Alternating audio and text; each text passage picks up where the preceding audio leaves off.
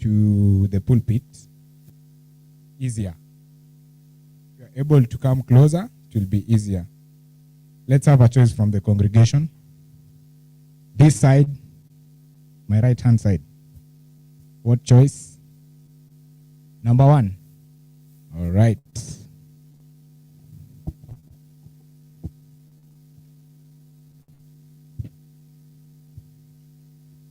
Praise to the Lord, the Almighty.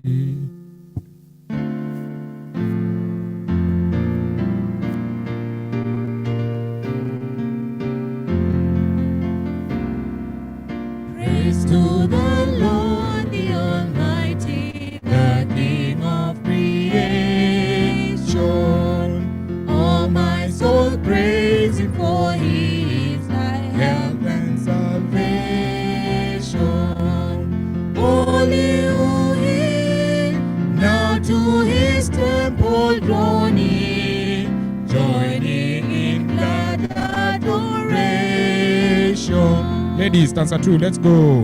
Praise to the Lord, who all things so wondrously reigneth, shielded thee under His wings, He so gently sustained. Men join. Hast thou not seen how thy desires have been granted in what He ordained? Men, stanza 3. Praise to the Lord who doth prosper.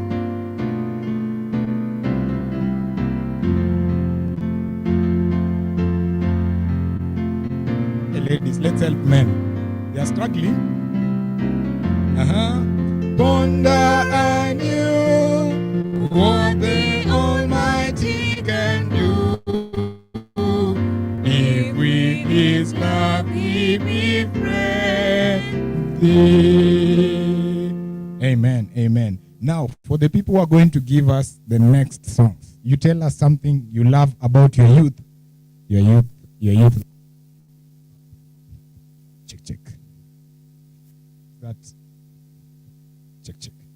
Seems that this mic does not want me to say what I want to say. So, when you're giving us a choice, you tell us what you love about your youth, if you're a youth.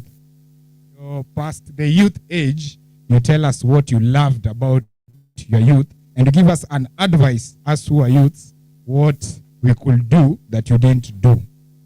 Or you did, but you never did better. Are we together? Hello? Happy Sabbath? Are we together? All right. Now let's come to this side. Give us a choice. Anyone? Anyone? Yes. Number? We are just from singing number 1. Yes. Give us another one. Song number 15. So she's going to tell us what she loved about her youth, or if she's still youth at heart. Yes. Okay, I'm still youth at heart. Can I conclude like that? Oh, okay. I'm not so old. I'm not so old, but I'm still a youth. I just love the youth. Yeah, I think everything about the youth. When you think you're getting old, I think you're finishing. So it's always good to be a youth. If it's the adventurers, the pathfinders, the camping, everything about the youth. I just love the youth. Amen. So we keep going, wandering and adventuring. So we'll do song number 15. Yes, and then we finish.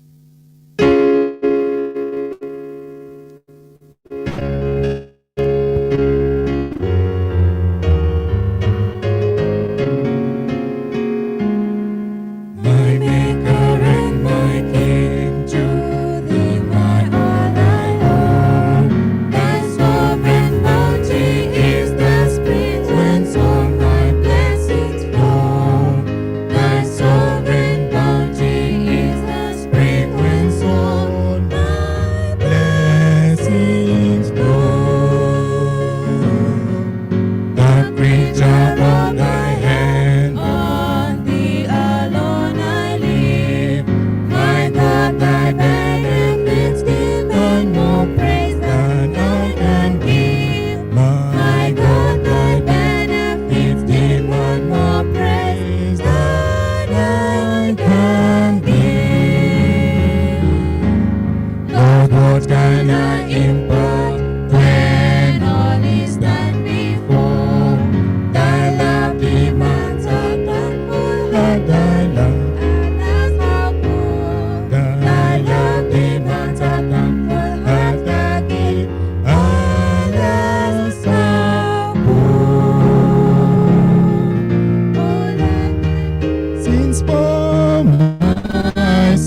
sweet and divine. Let everyone and its surrender my days be thine. Let everyone and each desire and all my days be thine.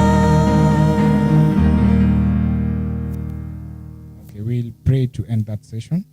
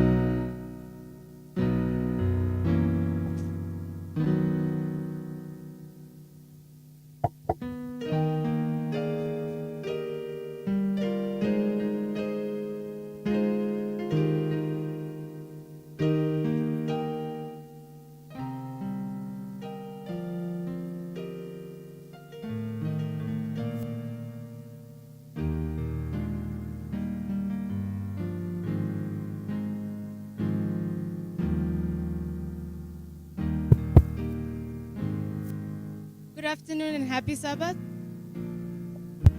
We have all eaten lunch. I believe all of us have eaten and we're all energized. So happy Sabbath, everyone. All right. Yes, it's youth celebration, youth spiritual commitment celebration Sabbath. And now we're going to start our afternoon program. It's going to be a panel discussion. The first part is about celebrating the youth. So without further ado, I'll go to my first question. Pastor Makalonge, you've had the opportunity to interact with youth all over the world and see how they work. So how would you those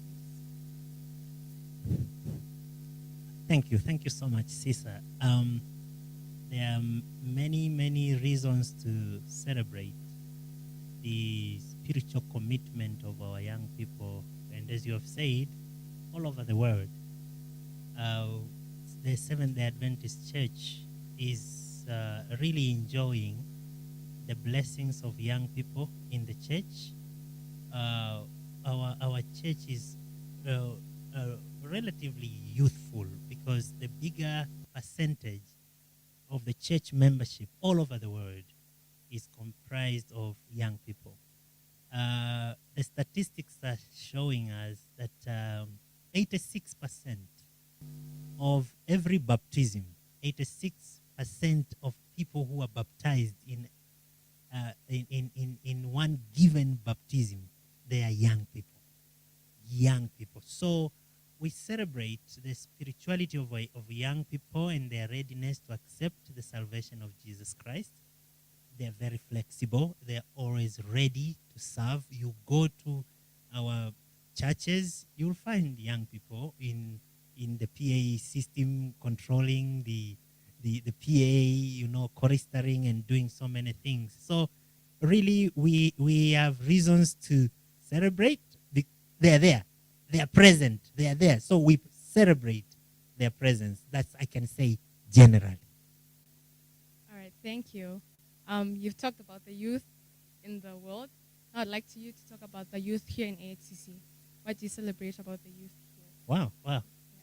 The youth in AHCC, actually those who have attended the service today and those who were here since Wednesday, you'll agree with me that we have a community of polished young people who love the Lord.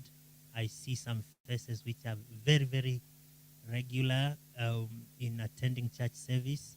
We don't have spirituometer, which you can put somewhere and say spirituality positive, spirituality negative. We don't have one.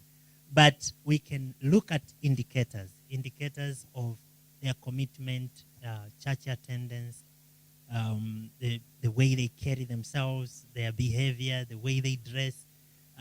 You can tell that really we have young people to be proud of. They are not yet there. I can't say they have already reached the New Jerusalem, but we are happy to see the Advent Hope Community Church young people very much committed. I have a reason to celebrate, and I encourage all Advent Hope Community Church members to celebrate the quality of young people we have in this church. Thank you very much. All right. Our next panelist, Dr. Odemi. Thank you for joining us today.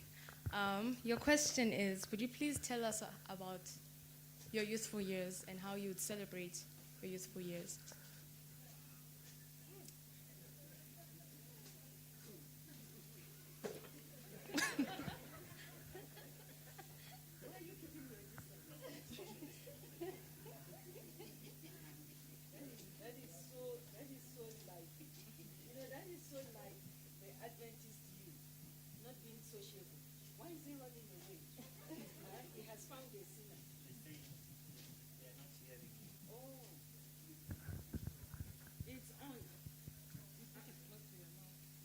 The other side?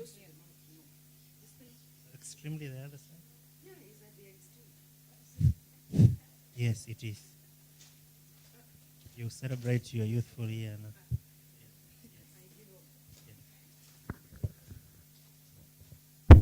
Oh, okay. Okay. Now I don't know which direction that question should go. I wish I could read Sisa's mind. Sisa, that's not fair. You gave me the most difficult question. You gave him a very simple question. But let me say this. I would go back to his own question. And I would say that one of the things I celebrate, that I like about the youth in this church, in the Adventist church in general, is the fact that what the youth have and what they get from the church is priceless. Yes. If you go on the GC site, there's a myriad of resources for the youth, to the point that ADRA has had to borrow from those resources to use on our youth empowerment program. I don't know how many of us go to those sites. Maybe we are too busy, but at least I know the church has very good provision for the youth. So that, for me, it's a huge thing. Yeah. Concerning my own youthful days, now, Sister made it look like I'm old. I'm not yet old, not yet. I don't have anything to say for old age. Yeah. Mm-hmm. You check yourself. Who is old now? Yeah. She's not. But if it comes to the things I liked about my youthful days, I like the fact that I had access to information. We didn't have social media. We didn't have all the sort of things you have today in terms of technology. But we had good libraries. We had good libraries, and it thrills me to know that, number one, I had the opportunity of going to school. That's a huge opportunity. I didn't have to go through the issue of early marriage. I didn't have to go through an environment where I had to be told, you are a girl, this is a boy. It didn't happen in my own home. All the things I could do, my brothers could do. I learned to cook, they learned to cook. I could do dishes, they did dishes. I go to the market, my brothers have learned to do that as well. And that I celebrate because I see it's something that has allowed me to learn to interact with people. So the freedom I got in terms of education, the freedom I got in terms of acquiring knowledge, for me, that's huge. How do you go through life and you do not even know where to get knowledge from? I get amused today, Sisa, when I see children who cannot open the dictionary. You are looking for a word in the dictionary. We learned that in school. We were told this is how you look for a word in the dictionary. Today, the dictionary is a compulsory thing in the school, how do I say, as part of the items a child should carry to school, but they do not know how to look for words in the dictionary. So I celebrate what you would call the oldies. And for those days, it's quite a feat to go to school. And that I went to school, and I went to all private schools. That for me, I celebrate it. I admire the fact that my dad invested in me, saying that you can go to school, you can become something. Of course, by the time I was getting the PhD, he was dead. But the fact still remains that we spoke about it constantly, and we said, this is a thing that can be done. So I was not pushed into getting married, saying that, oh, you can have one child and then you can come back to school. No.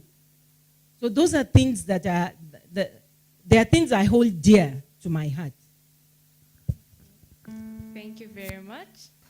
For our last panelist, Elizabeth, what do you celebrate as a youth in the church?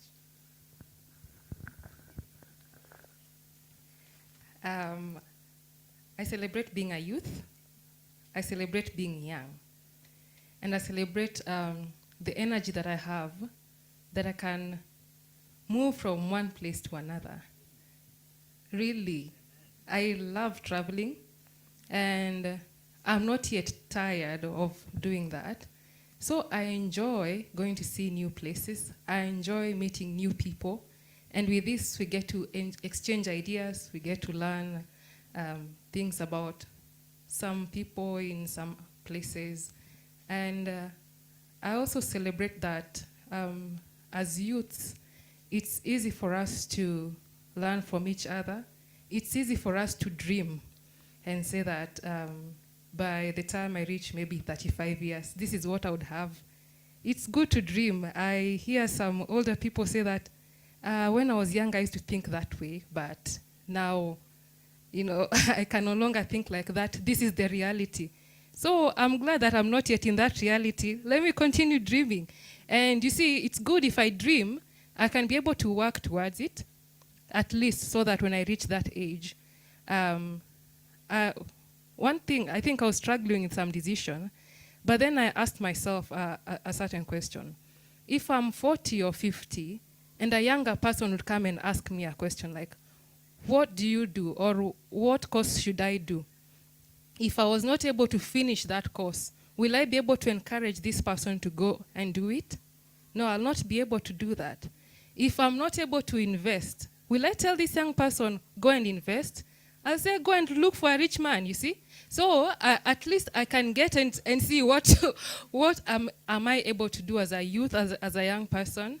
And I would tell the youth that are here, let's celebrate the gift of dreaming, and let's celebrate the strength that we have so that we move forward and live meaningful lives. Thank you very much. In continuation of what she has said, to the congregation now, what do you think we should be celebrating in the youth in this church?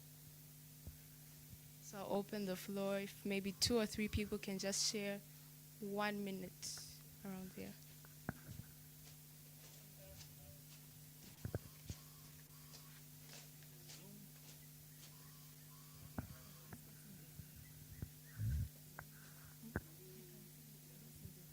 Even those who are on Zoom, you can type in the chat and the answers will be read out loud.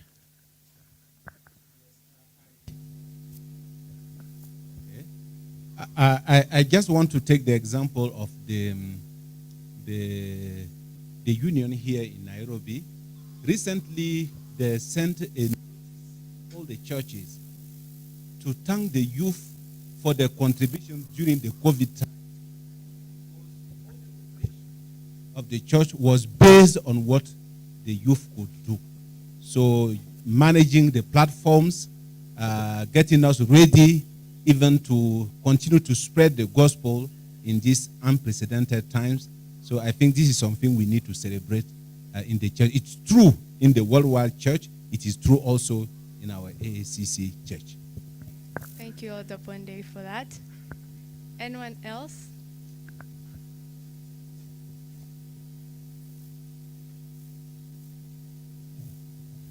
Um, what do I think the youth in AHCC should be celebrating? I think you should celebrate the fact that you are able to worship, that your parents give you time to come and worship. There are those youthful people, they don't have this privilege.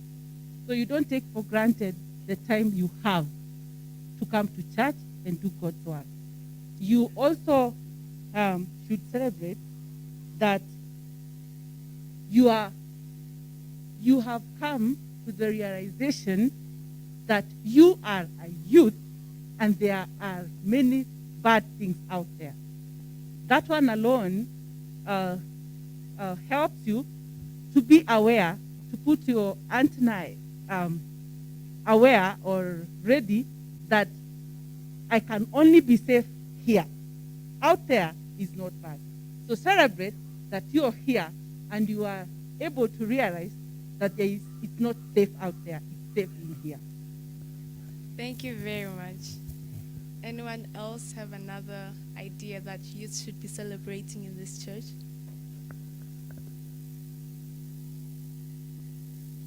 All right. Thank you. Pastor Lumu.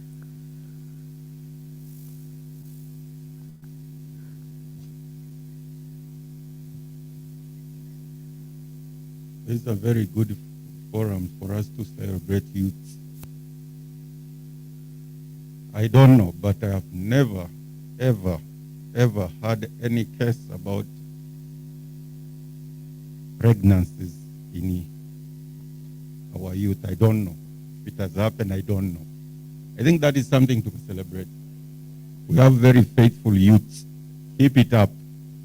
And I believe and hope you are not doing it outside. Keep it up. I'm celebrating that. Thank you. Thank you. Amen. Amen. Just a kind of a follow-up to what Pastor Lumwe said. It is the fact that our youth are not embarrassing us. And we thank God for that. Amen. But please keep up that testimony. Thank you. Amen. Thank you. All right. That will end our section on celebrating the youth. We'll be moving on to practical Christianity in the 21st century. The first part is about the challenges that the youth are facing in this church. So we'll move to identity. I'll throw this out to anyone here. What constitutes my identity? Possession, career, wealth, marital status, level of education, the list goes on and on. What do you think, or what should the youth know as what is constituting of their identity? Yeah.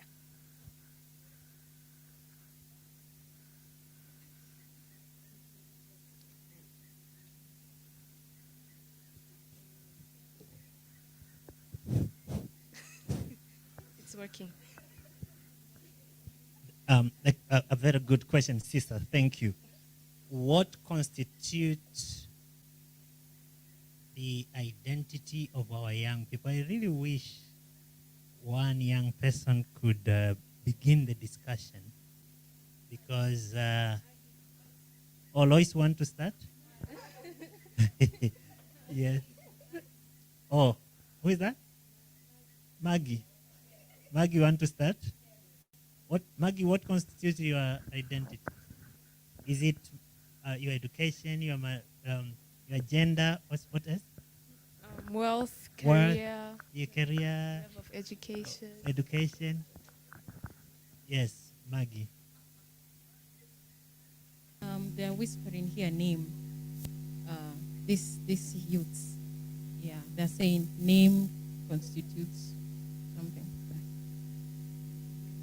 By the way, Maggie, she's the mother of those.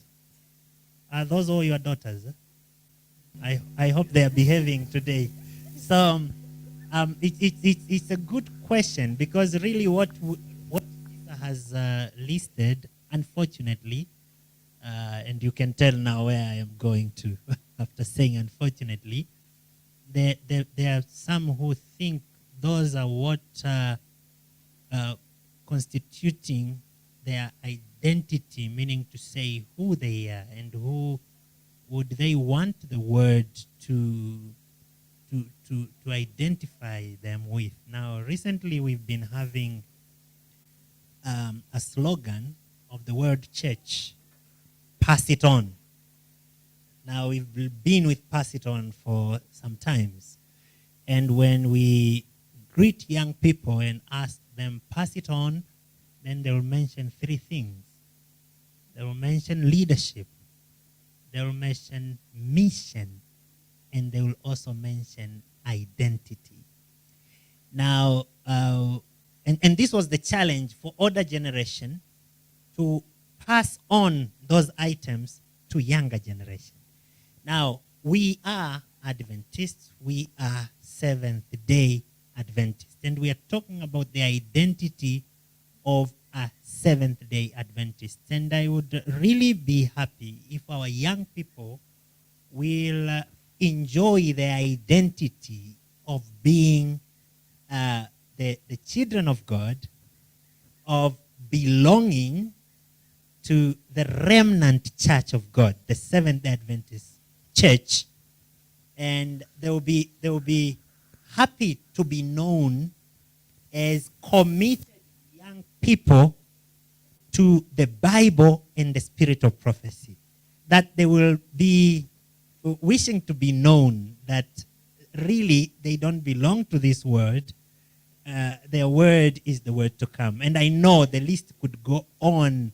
The list that list has brought of people wanting to be identified as soccer fan, belonging to Manchester, belonging to Chelsea. What else?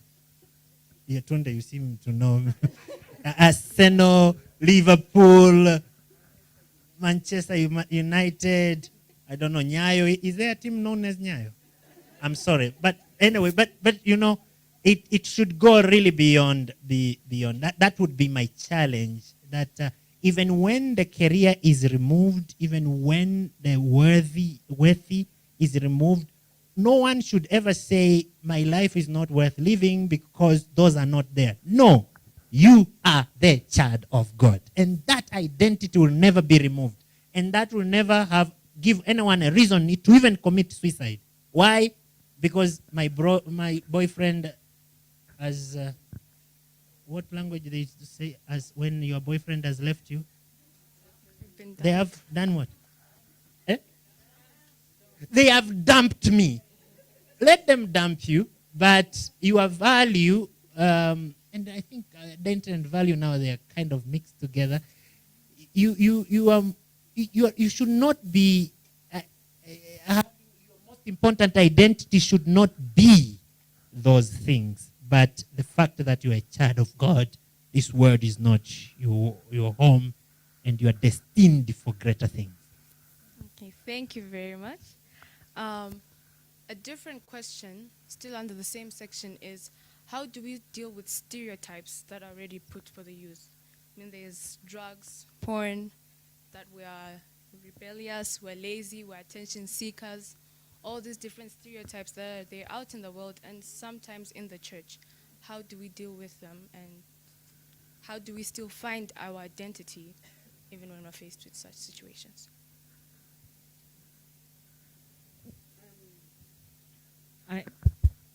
I know the youth are dealing with so many things, but I must say that for each individual, trace your identity back to God. Go to Genesis chapter 1. Genesis chapter 1 is loaded. It tells us who we are, and it tells us that we come from a father who has created. You know, he created and then he said, go and take dominion over. I mean, what better life could you be asking for?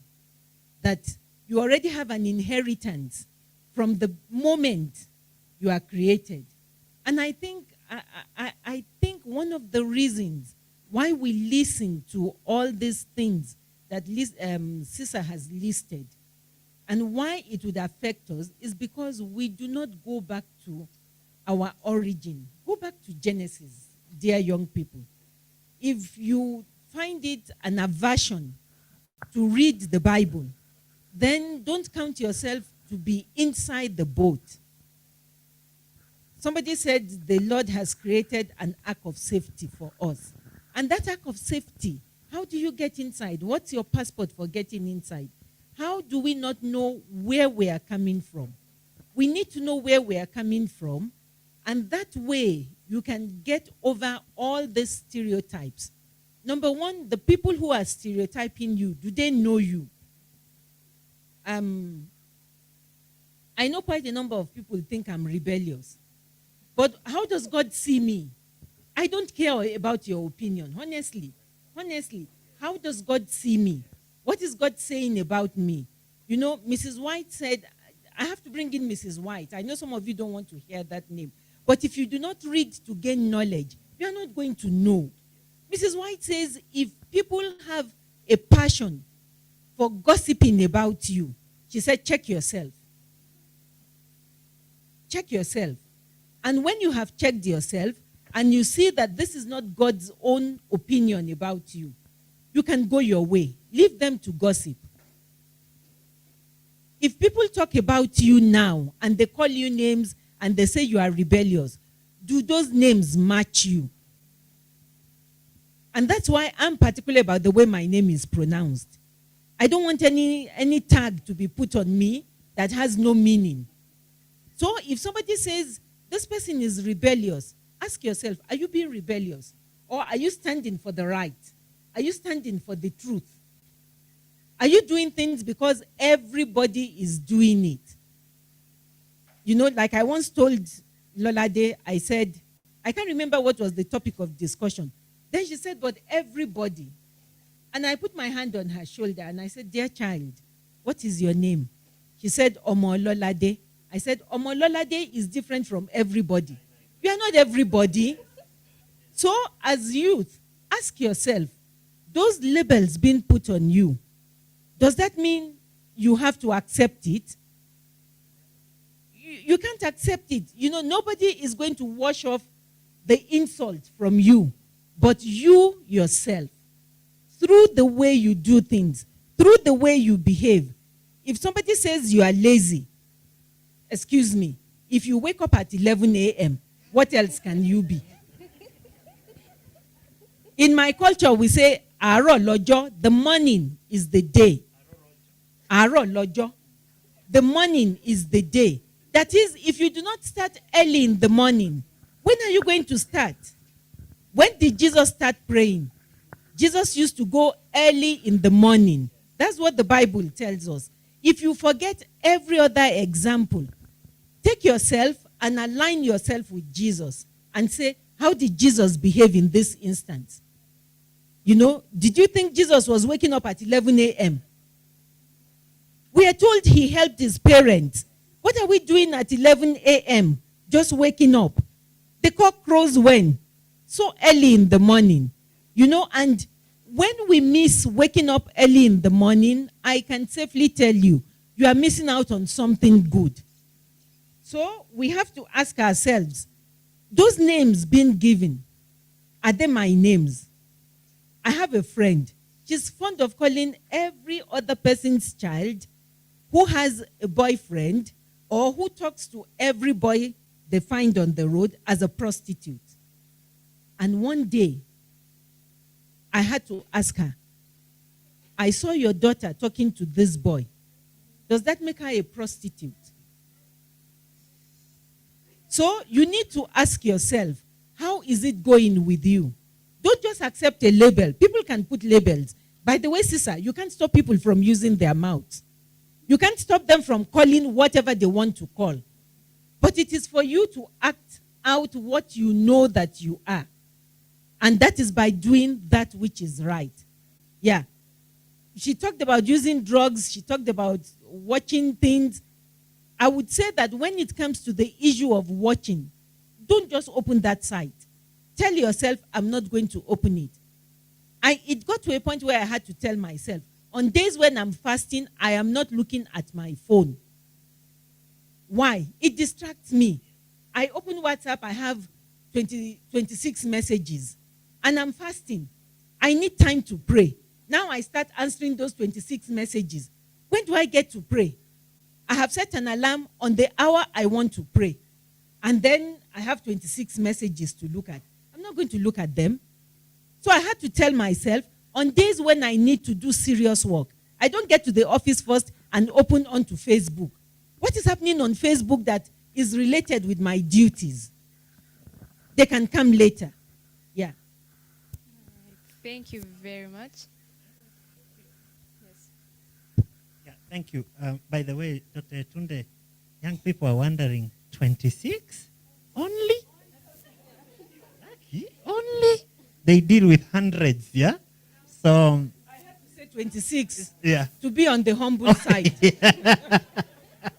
Yeah, thank you. Actually, thank you so much. This is one of the questions that she has handled it very, very well, and I appreciate. I encourage young people to take that encouragement, and maybe speaking to the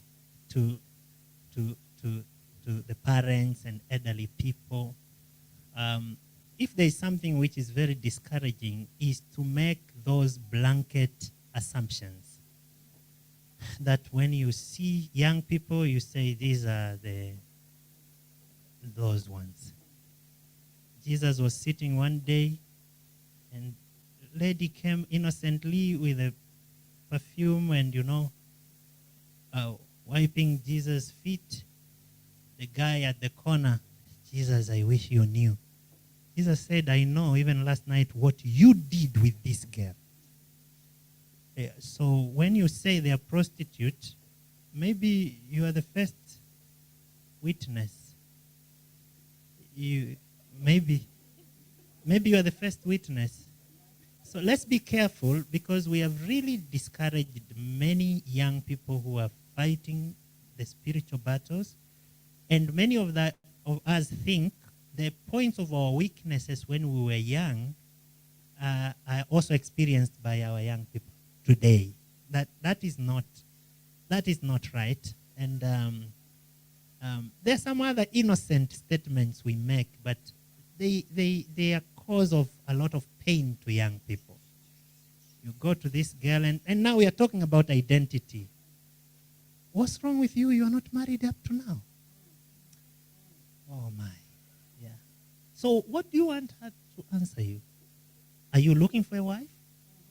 When you ask me that I'm not married up to now, so you are looking, you want me to be your wife? Is that what you want? So, and I know many of us, we are doing that innocently, but we may not know the amount of pressure we put on these young people, and maybe not innocent. I'm told it's not even innocent. So let's be careful, friends. Some comments are not good, because that pressure is endless. They can go out of pressure and get married. And you know another pressure which follows? Up to now, where is the baby? Why are you not bringing babies? Okay, by God's grace, they get one. Only one. Why are you not? So that pressure is endless. Can we stop that? and generally pray for our young people. And let's know that their most important identity is Genesis 1. I really like that. They are children of God. I'd like to add something little about identity. Every morning when you wake up, just go and look at the mirror and thank God for you, that He created you, that God had allowed you to be born and to reach this age of being a youth. I may say that maybe the work that I do is my identity, or maybe the marital status is my identity. What will happen if I get married? Do I stop being Elizabeth? If I don't work anymore, will I stop being Elizabeth? I'll still be Elizabeth. If I grow fat, if I grow thinner, will I stop being Elizabeth? I'll still be Elizabeth. There is much more to identity than what we have, than the friends we have, than what we eat. I mean, it's something that is you cannot touch, you may not see. It is something that informs you of your choices that you make every day. It's something that informs your belief, Do I believe in God? Or did I come from a monkey or what? That is what informs your identity. Just take time to thank God every day that He has created me and I have an identity. I do not have to live life as per somebody says, you must wear only red clothes. You see? That is what they think about how I should live. But when God created me, God was not idle and just say, let there be another child. You know? For every human being that's born, God has a reason why you're born. Yeah, it's not just that you're an idle thing, even flowers have purposes, really. So we cannot say that flowers are more valuable than us as humans. So we learn to appreciate who we are, even if people don't see what we see, even if we don't see it. Let's at least ask God, why did you make me? And God is faithful. He will reveal to you why you're born. Sometimes you'll realize maybe 1 or 2 years back, you say, oh, so this is it, so this is why I was. Because you see that you have an impact. Your life is meaningful at that point. But don't ever doubt why you're alive. God really knows why. Thank you very much. In line with that, this is a question again.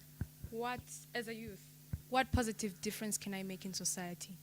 You know, as youth, sometimes we're taken for granted, quote unquote, as in, oh, these are youths, they can't do this. Oh, these are youths, no, and all that stuff. So what positive difference can we make in society?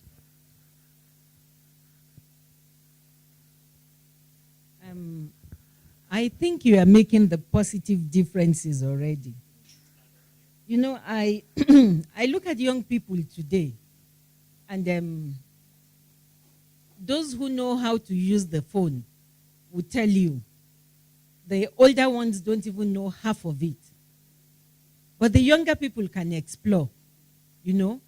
And when it comes to the areas of, let me say, technology, creativity, having to think things through, the young people can do it. And what they need is the encouragement and the enabling environment. Parents, at times we overdo things. If I say all the time, some parents would bang my head as I step out of here. We overdo things. You cannot look at your child and imagine that your child has grown. It's still that baby you were changing diapers for. So you run around with them. You want to be present when they want you to be absent. We need to understand that. And so I think what we need to do is to create an enabling environment for the young people. Create it in your home. Let it start from home. Parents, remember. Youth, remember. Your home is the first school. Whether we like it or not, it has nothing to do with your parents being illiterate. No, it's nothing to do with illiteracy. It has nothing to do with your mom is the registrar of the university. No. It's God-given. You know, I know young people never like this. The older ones are guilty. You are seated here. The remote control to the television is here. Sisa is in her room. Then you call her, Sisa, Sisa, Sisa. And she wonders, is the house on fire? Then she gets to you. Then you say, bring that remote control.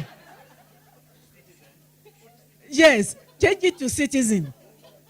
And you know, by then Sisa is like, inside her mind, if this woman was not my mother, honestly, I would have told her things. You know, but I always say, every time I get that complaint, I'm also guilty. Don't think that I don't do it. You just get too tired. And then you get too happy that at least I have a child around. So I tell children when they complain, I say, you are God-given. So just as the home is God-given, as the school, the child is God-given. So let us create an enabling environment at home.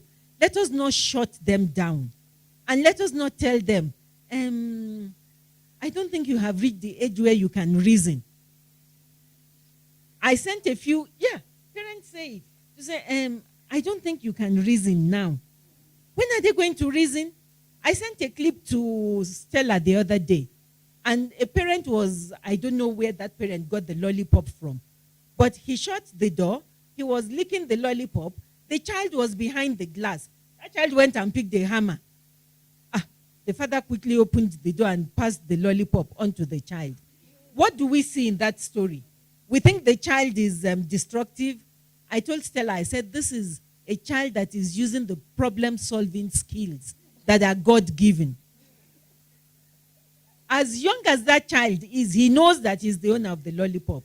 Why is father taking it and he's closing the door and not giving it to the child? So I'm using that to say that let us not downplay the intelligence of our children. Let us not downplay the intelligence of the youth. There are things today I need to do. One person who is closest to me here, I will always call him to say, let me not mention names, but I call him on phone and say, when you have time, can you come this way? And he comes and he looks and he says, Mommy, it's very simple.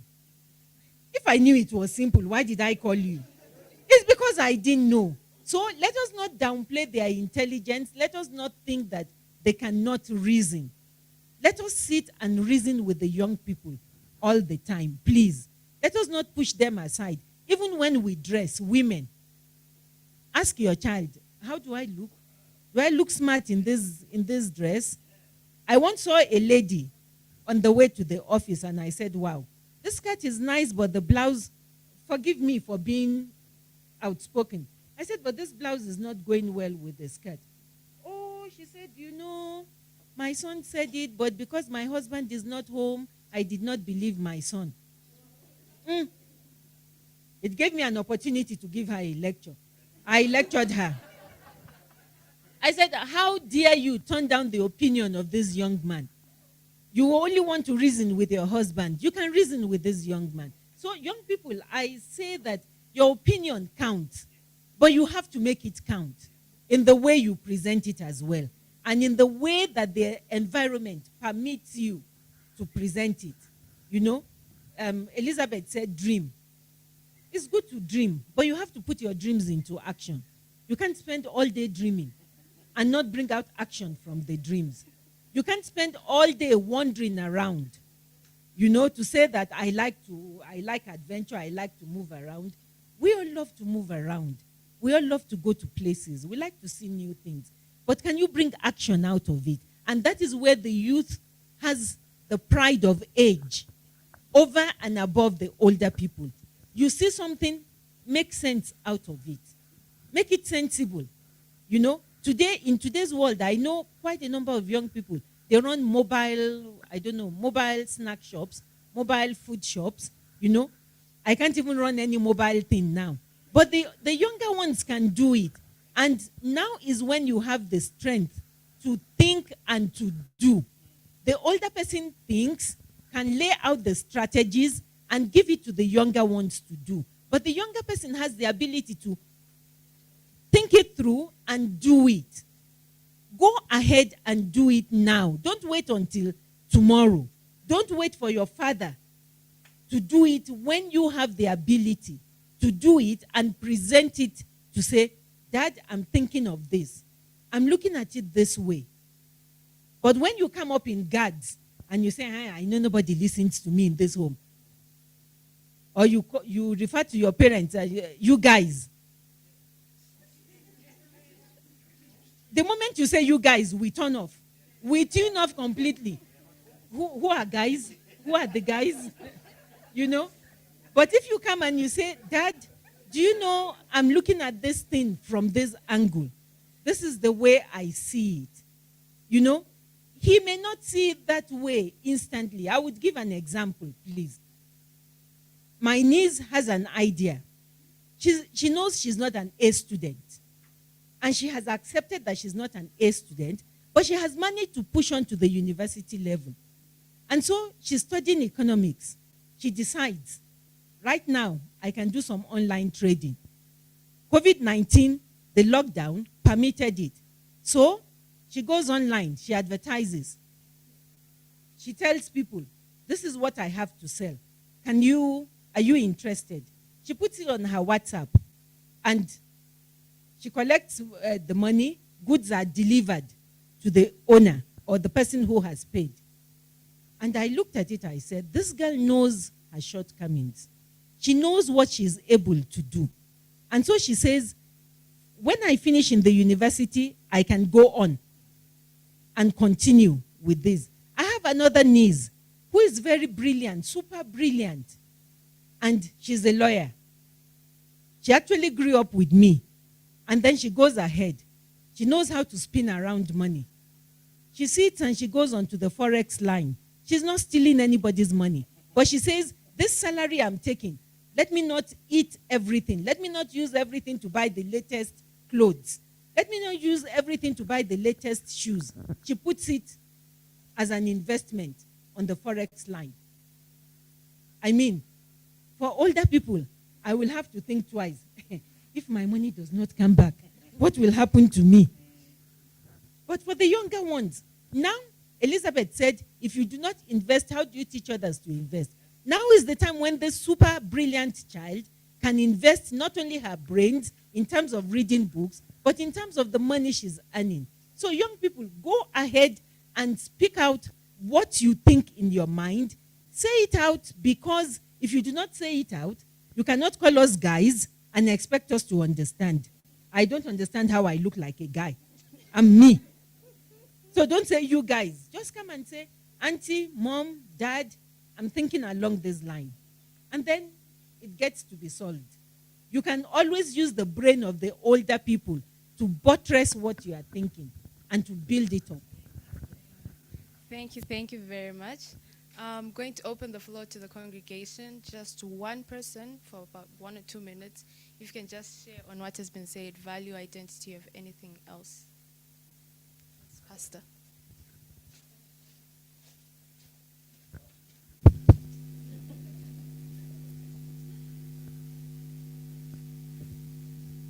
Being enriched here. And thank you, Ma'am Yetunde, for such a powerful exposition.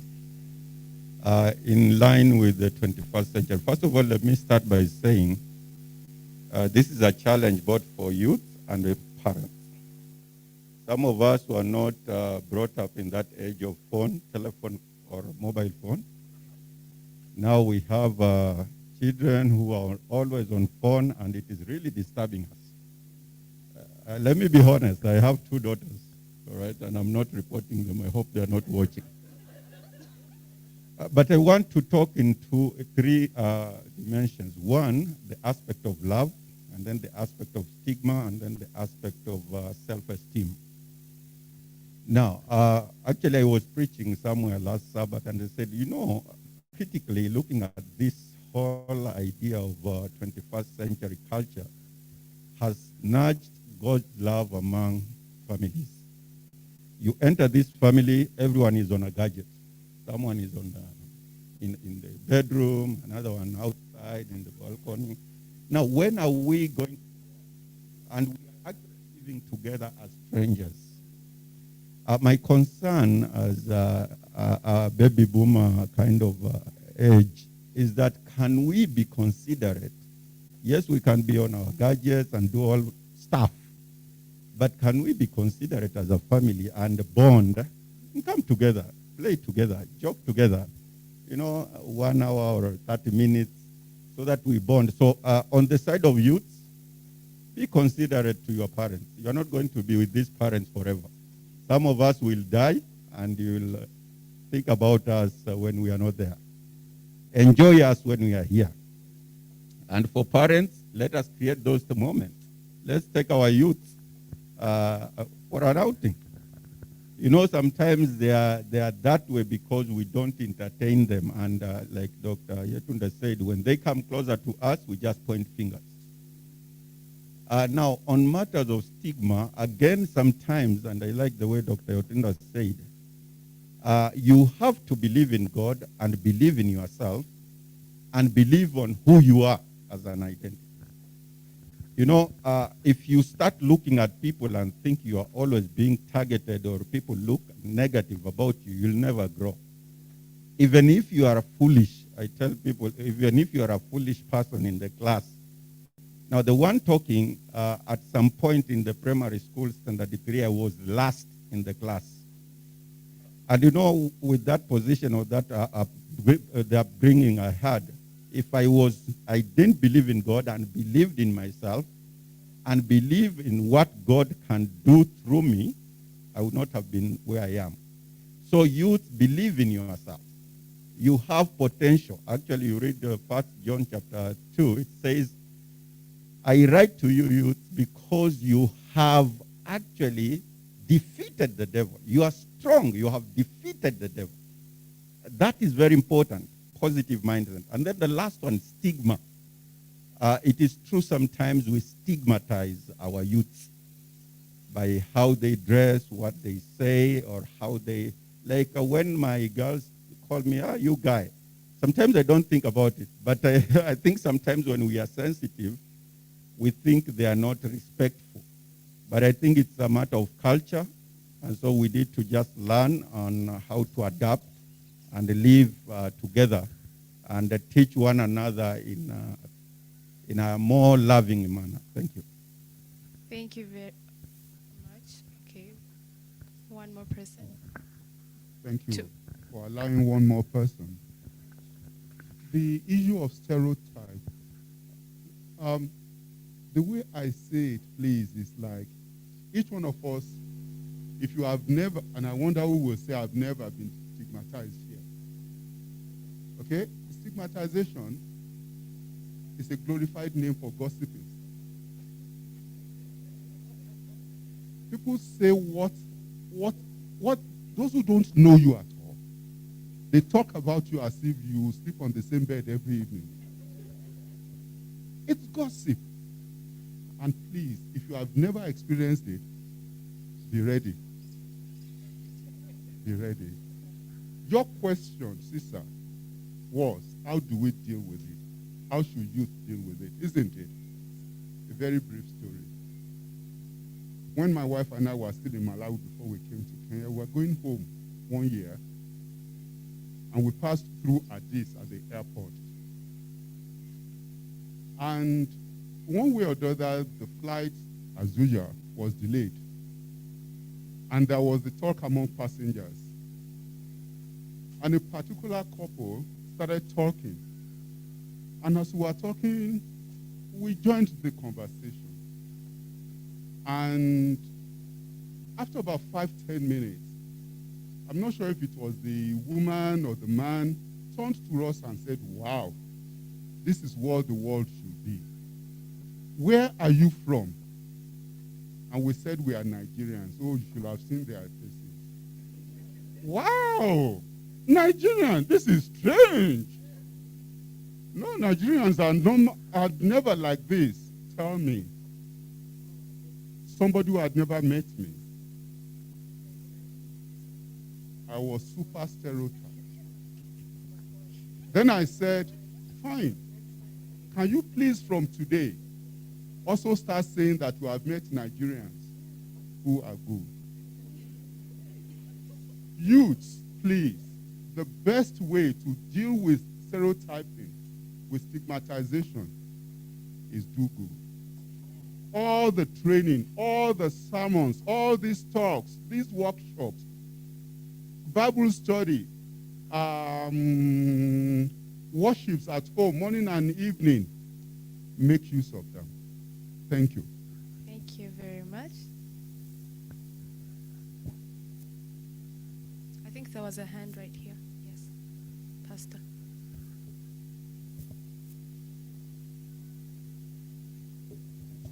Well, mine is brief because stigmatization and identity, especially if it comes from outside, is actually rejection. And I think that for us as youth, family is very important to establish identity. Because for those of us who have young ones who are growing, when we also reject them and stigmatize them also at home, it becomes difficult for them to actually establish their identity.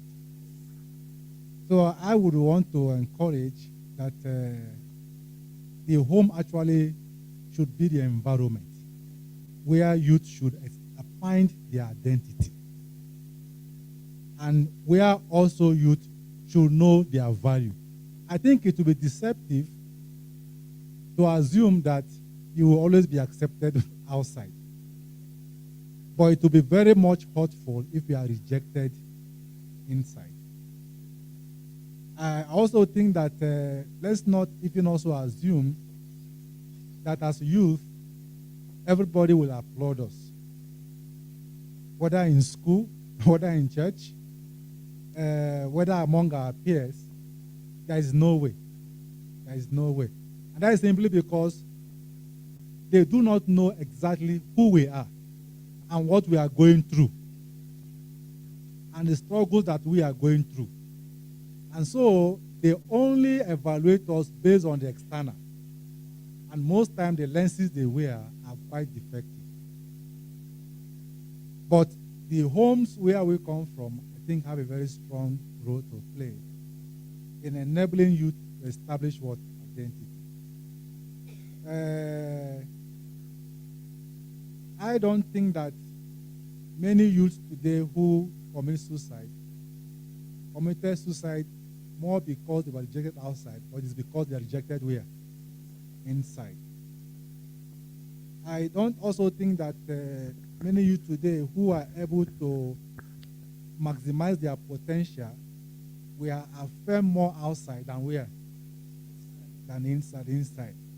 So I believe strongly that in as much as society definitely cannot applaud all of us, it becomes very important for the family to create an environment where we can have an identity. I think one of you mentioned it earlier, or I think it was Peter who was saying it, that I think Sister also mentioned it. The person that normally comes to mind is 1 Peter, where Peter talked about 1:3 from 18. We are not redeemed with what? With corruptible things. Because sometimes also the issue of stigmatization or rejection is because we want to play to the gallery. But I think we can put our value far above that. Where Peter says, our value is beyond silver, what? And gold. Let me also go a little further to conclude. I'm sorry I'm talking too much. I think also part of the challenge that youth may have sometimes is when we are growing up in the village, you go to the village square. Madam Yetunde normally talks about village. So we go to the village square. And then children start quarreling. With soup. Oh, you don't call it soup here, you call it stew. Back in Nigeria, we talk about soup. If you have watched Nigerian match, a home match video, you will see about soup. People start quarreling. Who's modern soup? And you see a young man, people fighting. They are fighting hard. That child may have eaten a very poor meal at home. But that child will establish that her mother's or his mother's what? Meal was what? Was the best. And you ask, why are you crying? They say, my mother didn't cook a good what? A good meal. But he won't accept it. What am I trying to say? Sometimes also, for youth, when we try to find our value outside and detach from home simply because of certain limitations or maybe deprivation, we don't want to go through those experiences our parents went through. They didn't have much to offer. They didn't have enough. They didn't have the French we say, the village, all those kind of things. Then we want to establish our roots from outside. That also becomes a problem. Because the issue of stigma will come in. The issue of what? Identity will also come in. The issue of value will come in. So I think I want to see it as a tree growing. If you have a very strong taproot, the winds may come. Doesn't matter the names we give to the wind, but it will do what? It will stand. But that does not mean that sometimes when the winds blow, that the branches don't shake. And I think also that is sometimes a challenge we have also as older people. That when we see our youth shaking in the winds, we stigmatize them. You see, we reject them because we assume that because they are growing, even when the winds come, they do not what? They don't shake. I think that is also a challenge that even like the question we're asking, we are many as adults too, we have that problem. To assume, I didn't know my steps very well until I saw Lois started walking. And I used to tease her, but I realized that she walks the way what? The way I walk. You see? The way I walk. I didn't know, I wasn't conscious of that. But when I started teasing her, that was the day she told me, even my friends don't even tease me. Why are you teasing me? I knew that her steps are what? Are my steps. Even my last daughter, I didn't know that when I was marrying my wife, that is the way she walks. But now I know that by the way my wife walks because of my father. So I think the point I'm trying to say is that sometimes we forget our experiences and then project the maximum towards to the youth. We forget our experiences.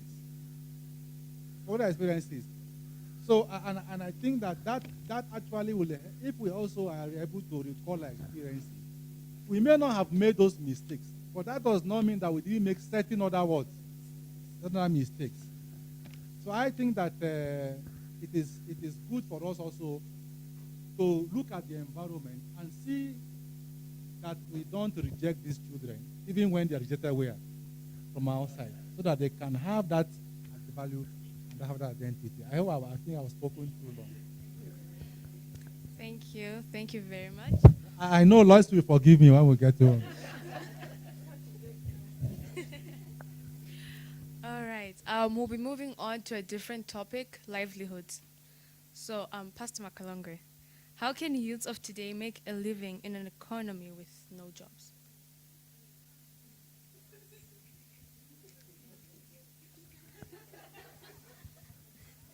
Yeah. Actually, the answer that you would expect from a pastor would be pray hard. But of course, but now we are. This is the reality that is facing our young people today, and it is making us to go back to the Bible, even as pastors, to read more careful on what really the Bible has to say about this question. And so we have been encouraging our young people now not to be so much into the job-seeking company and shift to the job-making company, and that the purpose of education, and now Ellen White wrote in the book of education, and this is the book we encourage our young people to read. In all our leadership courses in the youth ministries, education is book number one. It's one of very important books. That the purpose of education is not to relieve or to promise young people white-collar jobs. That if you have a degree in some area, a diploma, a certificate, then there are only certain kind of jobs. And maybe that's how some years it used to be known. A parent would say, my children are really blessed. I'm a blessed parent. Guys, it pays to take, guys again.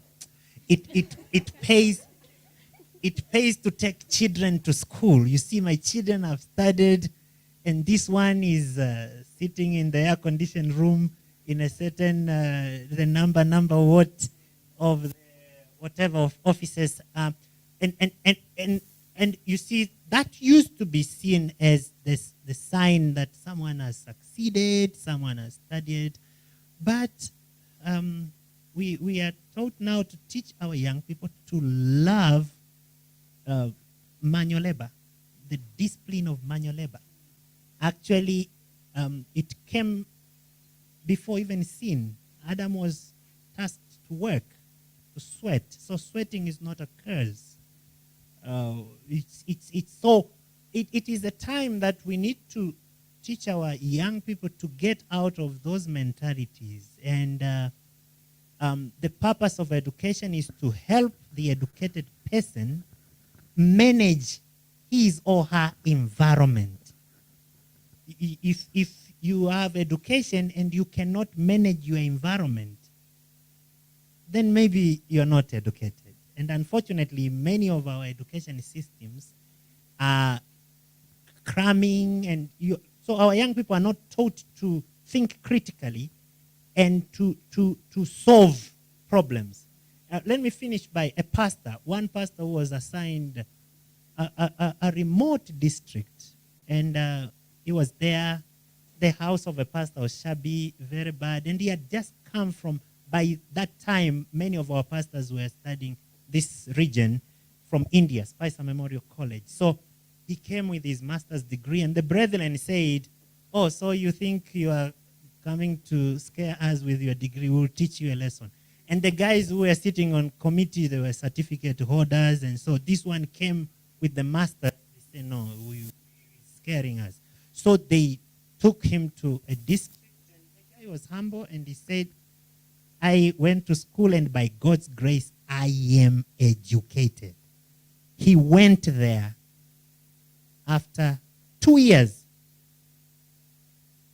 People started campaigning going to that district because he transformed. He used his education to transform the area. That we can make bricks out of this soil God has given us. He made bricks. The house of Shabi with whatever, it was one of the few houses that had bricks. It was really a mission center. Worked with members. They bought the generator, TV dish. The drilled water is here. Interior, he was flushing. These flush toilets were not even at the headquarters of the field. So they started wishing that, hey, they started campaigning, wishing to go there, and of course, he was elected to be the president of that field. But what I'm saying is, he really used the education. The education transformed, and it helped him manage. So, young people, that question, Cesar, is very touching, because we know our young people who have gone to school and have graduated with distinction, very nice GPAs. But now, the system cannot employ everybody. We need to change our mentality of being employed and creating employment. And God is gracious. We shouldn't choose jobs to do. God is gracious. Will bless us when we faithfully do what is within our reach to do, to manage, use our education to manage our environment.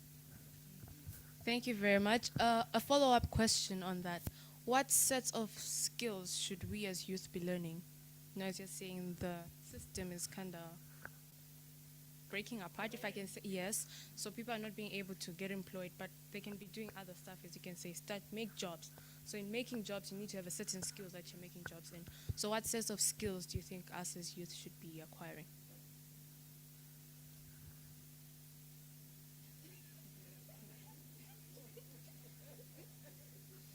I like that. Did you hear what Pastor Makalungi said? He said we're a panel, which means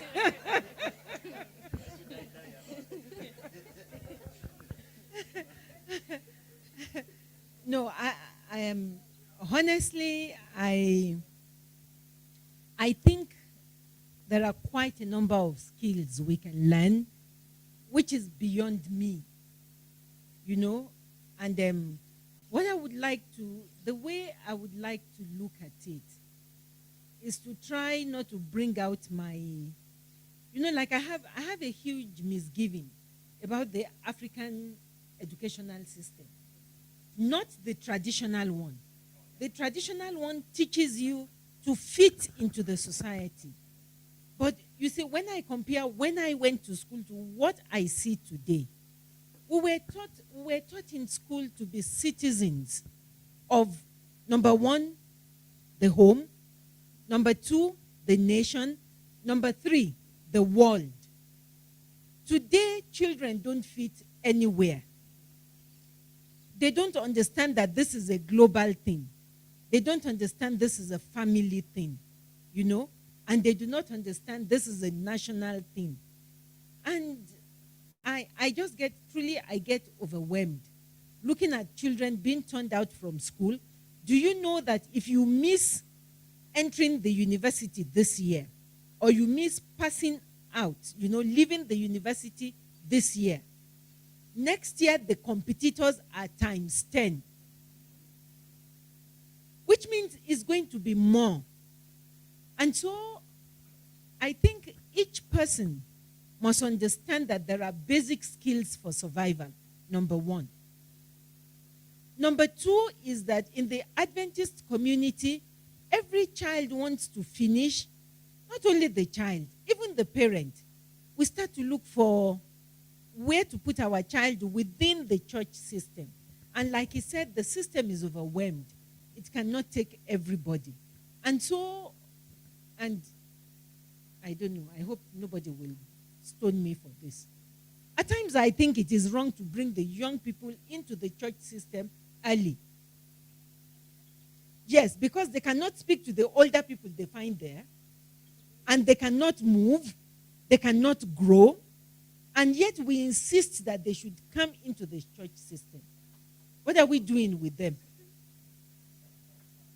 And so I think we need an educational system that helps each child to know that this is home, this is nation, this is the world. And that is what he has just described with what that pastor did. Now, young people, one ability you have, which I think you are not exploring, is the ability to observe. You need to observe what is going on in your environment. What is it that this environment needs? Don't go into poultry because everybody is going into poultry. Don't go into marriage because everybody, your age mates, are marrying. Yes, I have a friend who says, I was born when my age mates were born, so don't ask me what my age is. Which means that's not the basis for knowing my age. You see, honestly, the environment has to be enabling for the young people. When I became an Adventist, one of the very few young people I related with and who I admire till today, he's dead now. He's a young man. He's from a rich home. He's from a Muslim home. He became an Adventist. And because of that, he was shunned. He was sort of put out. And the mother is, that mama spends money. You know, like she oozes money on all sides. The son became an Adventist and she says, I'm not having anything to do with you. And the boy says, I will still go on and live life. God must have a purpose for me being an Adventist. Do you know that when we became Adventists, the label, the tag, the stigma on Adventism is that these are poor people? We were being asked, what are you doing in the midst of these poor people? People in the Adventist church are either pastors or they are teachers. Nurses could be counted on one hand. Rich person, none. They don't exist. Yet they existed. So what I'm saying is, we need to, first of all, look at what is happening in the environment. What does my environment need? How can I produce something? That young man became an Adventist, decided to be a colporteur. He was a colporteur with a difference. With so much difference that he inspired Tayo to become a part-time colporteur as well. And this guy would take books, you know, using his rich background, using the environment he knew before. He was not making enemies of those people. Yes, these are people who are not Adventists. but he goes with the Adventist books and he sells to them, tells them the importance of that book. So he was a colporteur with a difference. He was not a colporteur who would say, these ones, these rich people, the things they do, we do not know. Let me just go this way. No, he went to them. And so when Tayo was doing part-time colporteuring, he was always in the court. He would go to the magistrates, to the lawyers, to say, these are books your children need. So we need to look at the environment. I do not see anything wrong in being a colporteur, honestly. But you cannot say because you are a colporteur, life cannot be good. That is just one example. Don't go into poultry because everybody is going into poultry. Don't go and learn hairdressing because everybody is learning hairdressing. You can still learn hairdressing and not open a salon, by the way. I know of a pastor's wife. She virtually sponsored that pastor in school in the US because she could plait hair for people. So don't go into sewing because everybody is doing sewing. Ask yourself, how many garments will I sew to make money? But I can still learn sewing and be able to sew for my children and sew for family members, outside of other things. There's a job that I have found so dignifying that I see people run away from today, and that is the teaching job. Honestly, as far as I'm concerned, the teaching job is a calling. Thank you. Not everybody can be a teacher, but if you know that you have a calling in that direction, please do not listen to the stigma that people will put on you. Just go ahead and know that the Lord is entrusting you with the lives of the children in your class. And that is one thing people don't understand. You want to be a teacher, and then you only become a teacher because I could not find a job. So I'm only here because I could not find a job.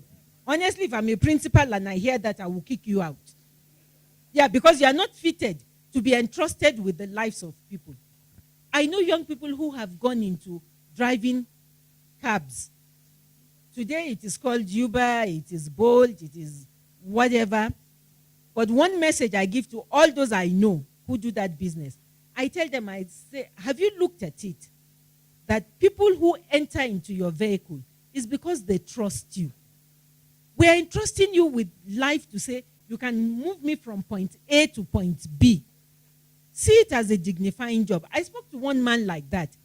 Do you know, not only did he take up that job seriously, but he decided to even do farming alongside with it. Took his mother out of brewing illicit drinks, established a business for her, bought land, built a house. Now, the way you look at yourself matters a lot. Please don't say that you could not find another job, so you had to be a teacher. No, it's a very dignifying job. I'm a teacher. I stumbled into it. Not that I set out to be a teacher, but I stumbled into it. And when I looked at the courses I have read in the university, I told myself, there's no other place to be. This is the best place for me. By the time I was moving into the development arena, I only found that what I was teaching in theory, I had the opportunity of practicalizing it. Yeah. So please think of your environment. Think of what you can see. Build every, Sisa, I would say, build every available skill. If you know how to cook, is a plus. Honestly, I tell young men, if you meet a girl and all the time she says, can we go to Java? If I'm your auntie, I will send that girl packing. When are we going to make savings? If all the time we are going to Java, when is the young man, when is my nephew, my brother, my son, when is he going to have a savings? So if you know how to cook is a plus. Not every skill translates into money, but every skill has a value. So if you are not able to do anything with your hands, what are you going to teach your children? What are you passing on? I see today women have girls, and the first thing is they run to the salon. I find a 3-year-old girl in the salon, and I'm like, I should slap this mother. Honestly, slap her black and blue. What is she doing in the salon with a 3-year-old girl? Every mother should be able to know at least something to do on the baby's hair. Just something small. So let me say that it is not all the values that will mean that we are going to open a salon. I spoke to a young lady recently. She runs a small business. And I said, wow, how is the business going? She said, it's going fine. So I said, you are taking money to the bank? It's my own way of asking. I hope you are saving. I hope you are not using all your profits to buy the latest shoes, to buy the latest clothes. So she said, oh no, I said, you are taking money to the bank. She said, I'm doing my best. That's good enough an answer for me. And then I said, well, if you have put in a lot of money, you should buy a car. She stopped short in her tracks. And she said, no, auntie, I'm not buying a car yet. I need to expand this business. I almost told her, pat yourself on the back. You are thinking well. We need to be able to think well. One of the problems of today's world is lack of contentment. And I must say to parents, every time you go on your knees and you are praying for your children, number one item should be, give my child the spirit of contentment. The Bible says when you have it, it is next to godliness. It is great gain. Because there's no contentment, there's greed. And because there's greed, we are willing to, everybody is slashing the grass under the next person's leg. If I can get Pauline out of that office and I'm employed there, it is okay. But it is not okay. It's not okay. God created us, and then he put in everything that we need for us to be able to live like kings, queens, princes, princesses. We don't want to do the same. We ought to do the same. We ought to learn to be selfless. So let us not waste time, please, slashing the grass under people's legs and pushing them out of the way for us to go up. Remember, you pull people down to get up, you are not getting anywhere. Yeah, because you have corroded all the stability that should prop you up. So learn every skill that you can learn. We are all different, by the way. If you see your child good with the hands, please don't slap that child. Don't tell the child you are so useless. You have never come first. I don't exist in that world where every parent has been coming first. No. I can count the number of times I came first. Yet I finished school record time. Record time, I can safely tell you. By age 10, I was already in high school. Yes, I was too young, but I was there. Yet I did not come first. The issue is in the way we tell children. You didn't come first. You are not useful. But that child has skills in every other way. Who here is making ceramic cups? Nobody. And yet we all drink from those cups in our homes. But we don't want to do it because the hands will be dirty. Who here is spinning money from planting cabbages that grows and does well in this environment? Nobody. We don't want to do it. How should my girlfriend see me tilling the soil? If it's truly meant for you, she should be happy for you. Because she will know that that is where you will take care of her. Mrs. White even says, don't marry a lazy man. So for me, a man who cannot work does not deserve to be married. And a woman who will not help you save money does not deserve your time and attention. So I don't know. 1 year on that campus here in ECD, I planted onions. I ate it for 9 months. Who is planting onions that does well here? We don't want to do those things. The agrovet is seated, waiting for somebody to come and ask for advice. We want to sit in the car all the time. We want to ride, I don't know what. We want to travel the world. How? You don't travel the world with empty hands. And like Liz asked, supposing I don't have a job today, what will I do? I'm planning retirement. I'm thinking of I should retire. I should do this. And Tayo keeps telling me, you know, if you retire that small room in front of the house, you can do this, you can do. I can do it. I can do so many things. If we learn to bake bread, who is baking here? Nobody. We want to bake cake instead. How many times in a day do people eat cake? But every day, people must eat bread. So we are not planting, we are not tilling. We have to. Young people, we have to. I know a young man in the church where we were baptized in Nigeria. This young man, when he steps out of his car, he looks on the ground. Do you know it's a hallmark of being rich? Yeah, if you are rich, you step out of the car. Before you put your leg down, you look. What am I stepping into? It's a show of class. This guy steps out like that. And I took time to look at him. You know, in Nigeria, you can't wear these covered shoes. So the slippers, the sandal is the vogue. The edges of his legs are neat. One day I asked, whose child is this? And somebody said, I bet this one lives inside the air conditioner.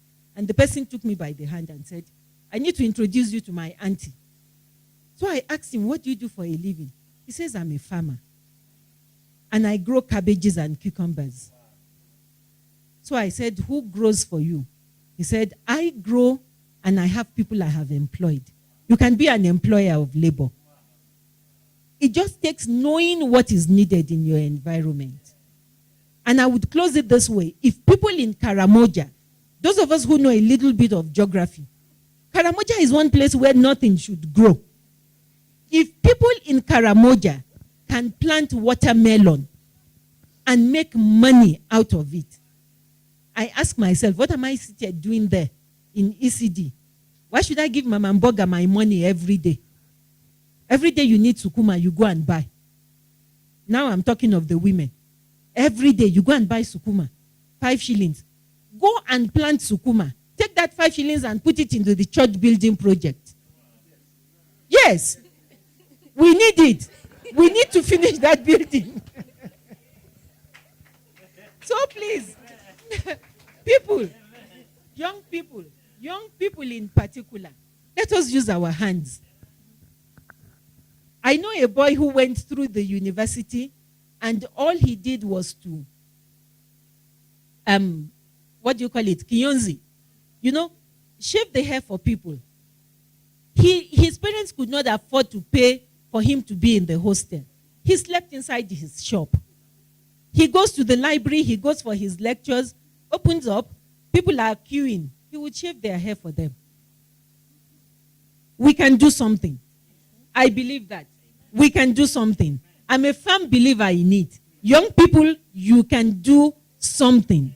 Yes, something worth the while. Thank you. Thank you very much. All right.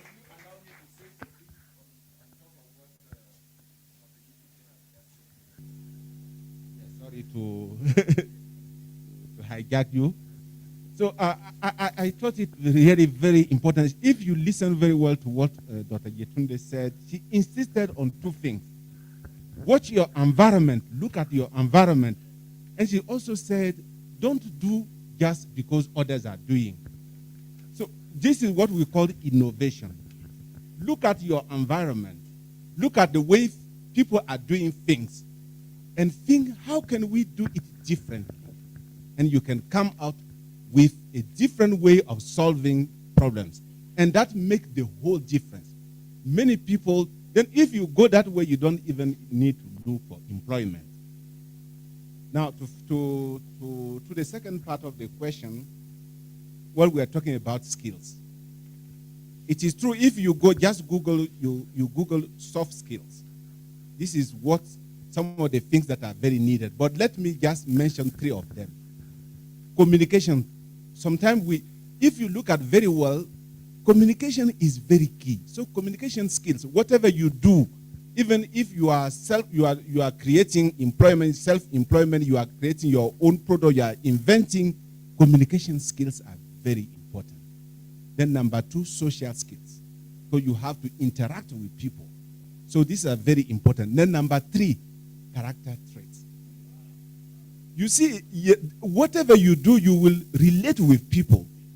And if you don't have that good attitude, then your attitude will really be a kind of yes to your. So these are some of the key things apart from what you have learned as a profession from the school.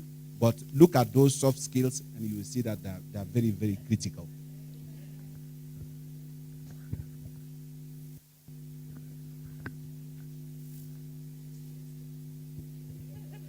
So, sorry, we are taking your time, Sister, but I think this is really important. It's important to be very curious and be observant because, of course, our education system is setting up for an application later, not a business plan. So we need to take initiatives on our own and look at, be curious, look around. You're seeing nowadays people are going natural hair. Think in that area, what can I do? YouTube has so much to offer. Instead of looking at social media answering to all those messages, we can learn something from there. Look at how you can make hair products that you can sell. There are so many young people doing this. In Ghana, we have a project with ADRA where young people are making hair products. They are selling and making money out of it. They don't even use the qualifications they got from school. So there are so many things we can do. And like they say, be observant, be curious. What are the trends? What could be coming next so that you tap into that? We also have agriculture. People eat every day. Let's not underestimate the value of agriculture in our lives. That is an area where I come from in Zambia, a lot of young people now actually have gone into agriculture. We have even a medical doctor who has quit her job and gone into agriculture. Just doing one thing, just look at the gap. She realized that there was no one producing nursery for certain produce like cabbage, like cucumber. She went into that and filled that gap. That's what she does, raising nursery and selling. So you can look, observe, and see where the gaps are, as opposed to crying for a job all the time. Actually, sometimes you realize the job is slavery. It's giving you very little income, as opposed to if you went into doing business by yourself. And like Dr. Bonde said, learn some skills. You can have a good product, but if you don't know how to market it, you will fail. Also, if you just Google things you can do other than a job, if you just Google for business ideas, you'll see the top 10 in COVID times. Even just going to Rongai, get your vegetables, package them in a certain way. 2 carrots, 2 potatoes, 2 that, and do deliveries. You'll be shocked how much you sell. So you just need to have a mind that's searching for something. Be searching, you'll find it. If you're not searching, you'll not find. If we sit and cry, say there are no jobs, indeed there are no jobs. But we have to be actively looking for something to do. Thank you. Yeah, just an addition. Actually, I did that when I was a youth. Go to the market, get some, actually get order, go to the market, get some stuff, distribute. I just wanted to add this, avoid shortcuts. You know, sometimes we want to start driving a V8 when I don't even have a piki. And two, your life is not my life. Some of us want to live like the other, you know, comparing lives. That will not work in life. You have to know that God has given you a particular life, and if He wants you to be a millionaire, you will be a millionaire at a particular time. But start small, be persistent, be consistent, be innovative, be creative, be everything. The Lord will bless you. And remember to return tithes and offering. God will bless you. All right, thank you very much.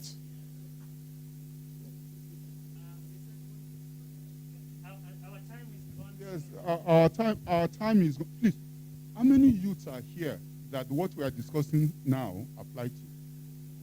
How many, please?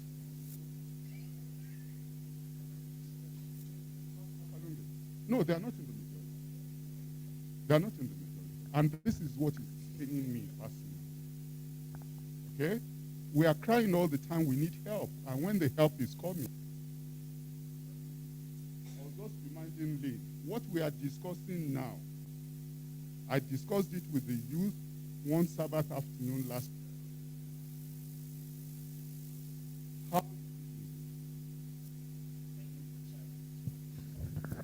Okay, thank you.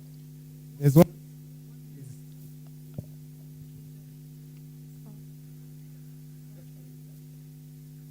Okay, happy Sabbath again. Happy day. Okay, sorry. Mine is more of a question. But first of all, I want to thank you for this program and the way it is really enriching us and helping. I can say for myself, it's really helping me and enlightening me. So one of the things I wanted to ask is finding the way that you mentioned that we should find a niche in our environment, in our society, and tap into it. And also heard Mom Yetunde say that introducing the youth into the church at a young early age can be quite not the right thing. The church system. Into church work. Into the please. church work, yes. The church work, exactly.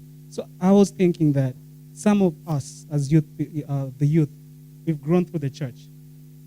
Primary school, high school, college. And in this growth, we have learned, we have seen a niche in our church. We've seen how we can tap in, how we can make changes in our church. And so when we are introduced in our church, we always come with the perspective and this energy and this vigor that I want to do something in the church.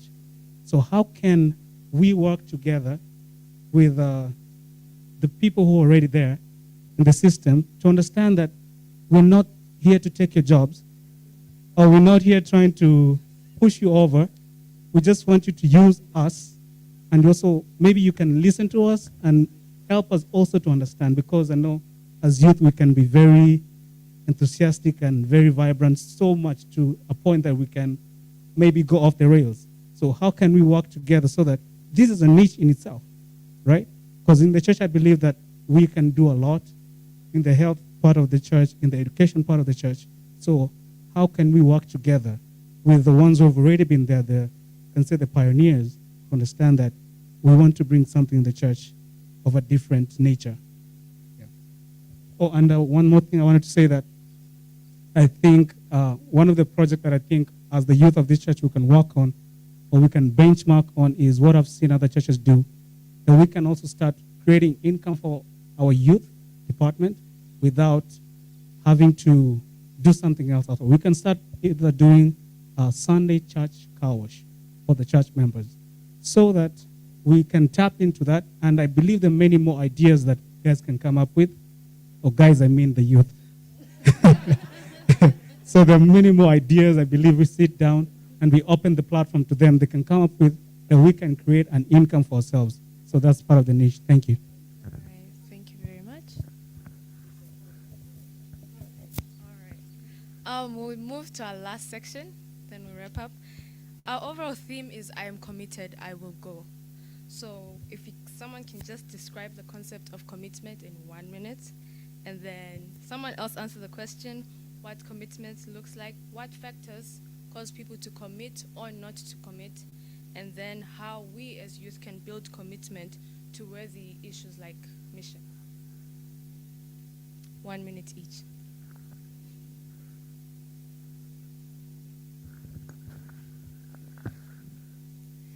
Let me start with what would make me not commit. When I'm afraid, or I don't really understand what this thing is about, or I'm afraid that I'm going to be judged, or I'm afraid that I'm going to fail, or I'm afraid that I'm not going to have enough resources, or I don't have the skill to do it, I'll really not commit. Or if I don't believe in the course, I still won't commit.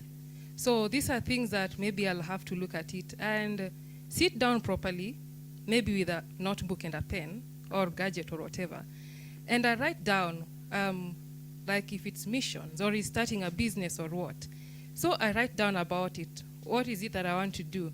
I want to start to maybe bake bread. And so what is it that is needed? How can I learn about it? And then when I see people do it, and I think that, I don't think I can do it because maybe this person is Ugandan and I'm Kenyan, I'll have to find out which other Kenyans do that. And if it's time, maybe do I say, oh, so she sleeps at 11 and I like to sleep at 10. So I want to sleep for that 1 more hour. I'll not be able to do it. And then I have to ask myself, 1 hour, what difference does it make? I'll have to see also for people who've gone into something. Missions, those people who've gone for all this, learning, acquiring new skills. Were they also not afraid? And then I have to ask myself, what kind of a human being am I that I'm so different from every other human being? So I have to see what similarities do I have with them? And what difference can I make? Maybe they have bread that has sweet potato. Maybe I can have one with arrowroots or something. I don't know. So I have to sit down and see, why am I afraid? These are my thoughts. And then I have to see, are they really, really true, these thoughts of mine? And how can I challenge those ones? If I'm really afraid, can I go to someone to help me to overcome this fear? Especially if it's something is not sinful, then I should also ask God to give me strength to do it. If it's mission, I cannot say that I'm here an Adventist and I'm waiting for the second coming of Christ. Will I be happy when I'm there in heaven and I see everybody else that's down here? Will I be happy that I've made it? Of course, I'm number one, you see? That's the system that we have in education. We have to be number one, the others coming afterwards. So I will not commit to go for mission because it's me versus them. Is that what Christ did for us? Christ committed and he came. He didn't have a reason to believe, or actually he knew that would reject him anyway, but he still believed in humanity, that there are still those who will believe. There are still those who will make the choice to want to be with God. Christ committed and said, there is really nothing with these humans. They cannot save themselves. There is nothing good they can do. But he's still committed to come to save humanity. Even as we can commit, yes, we can be afraid. We may not believe what we are doing, but we have room to grow. So youth, let us grow. Let us commit.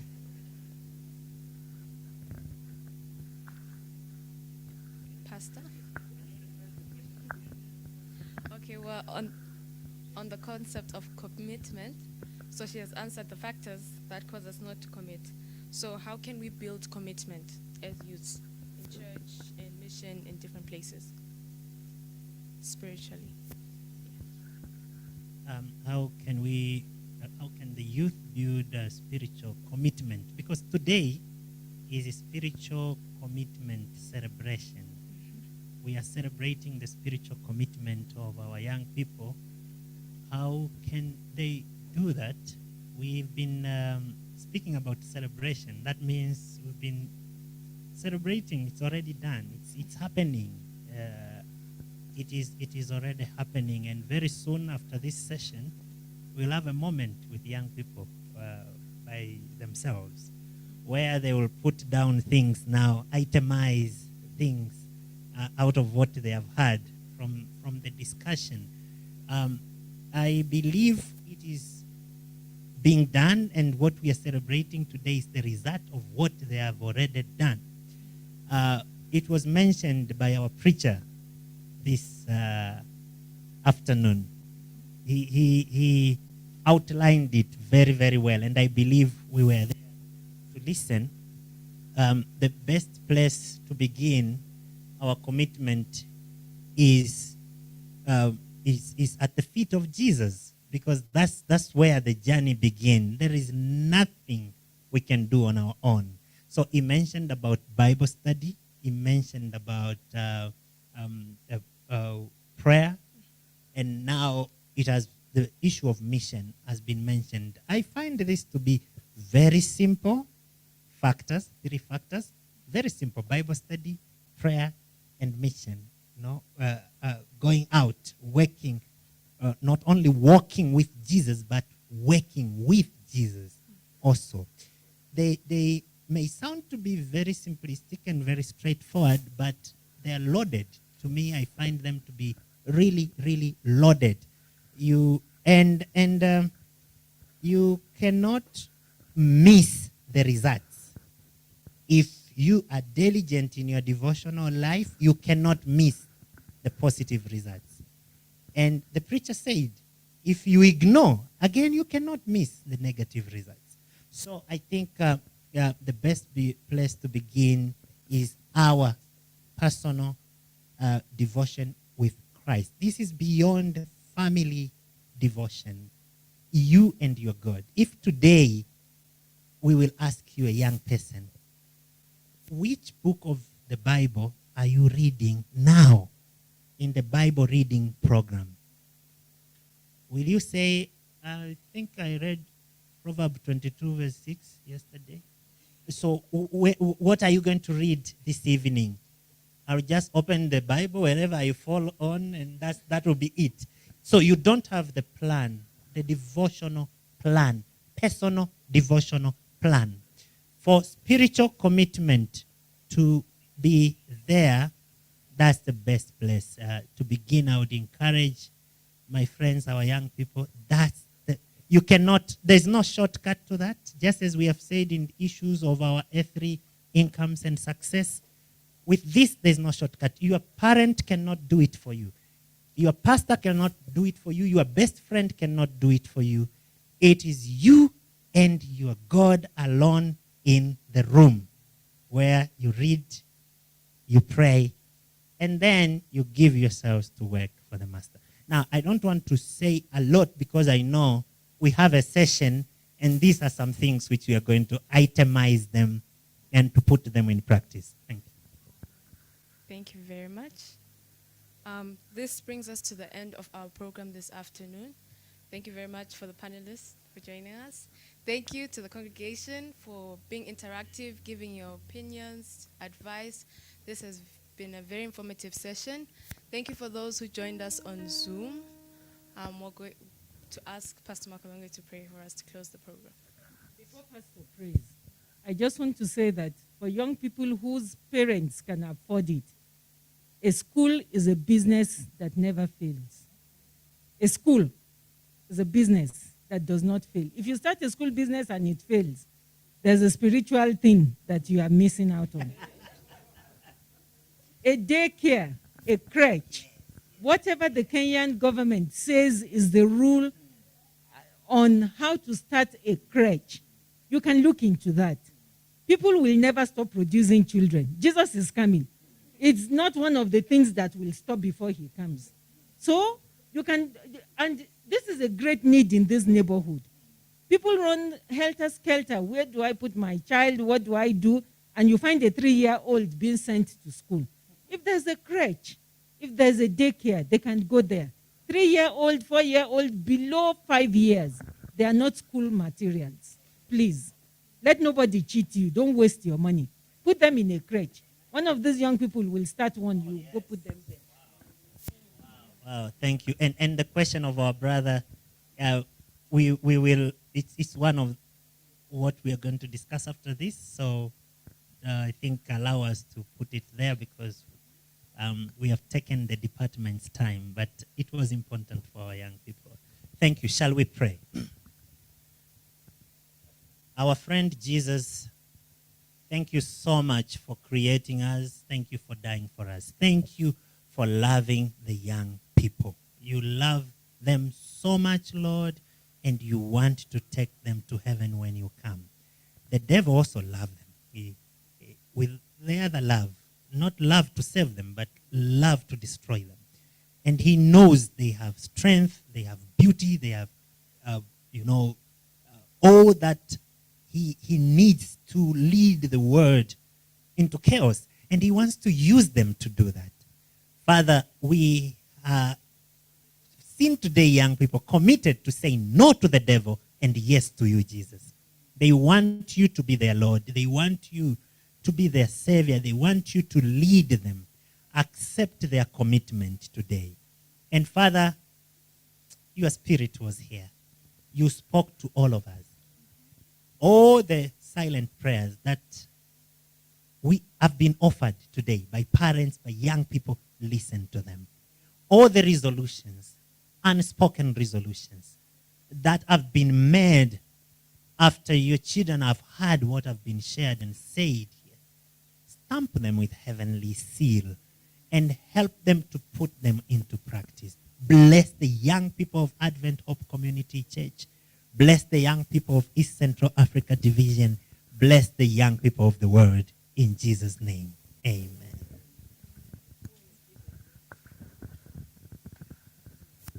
Youths, before you leave, there's something we are meeting after this, and there's something for you. Please don't go in a